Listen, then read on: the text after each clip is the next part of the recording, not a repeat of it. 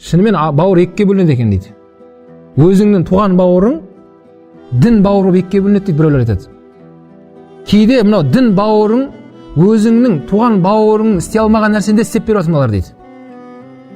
Мынау табылатын орында табыламай қалады да мыналар табылып қалып жатыр орында дейді. Пайғамбар соны айтты.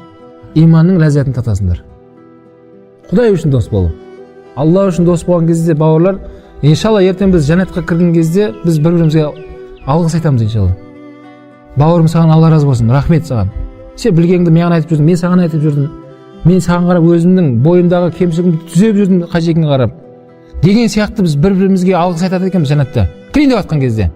Сол кезде Алла тағала айтады аятта. Алла тағала сендердің бәріңе разы болды, кіріңдер жәннатқа. Екінші бір қауым бар, Құдай сақтасын, енді Алла сақтасын. Олар бір-біріне лағнет етеді екен, лағнет. Сенімен дос болған күнімін құрып кетсін. Қаяқтан да мен сенімен дос болдым уақытысында. Сенімен қалай ғана мен таныстым сол жерде. Себебі бұлар бір-біріне жаманшылыққа сүйреген адамдар. Нәпсін құмарлыққа жетелеген адамдар еді бұлар.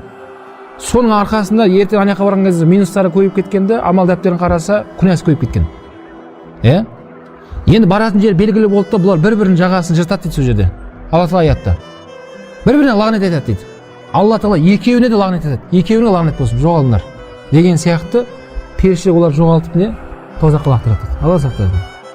Сол үшін бауырлар, пайғамбар айтады, достың ең жақсысы сен оны көрген кезде ақырет есіңе салатын дос дейді. Достың ең жақсысы.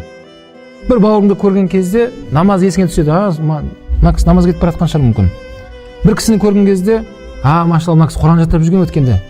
Деген сияқты Құран есіңе түсу керек те. Пайғамбар соны айтты. Достың ең жақсысы ақыретті еске салатын дос.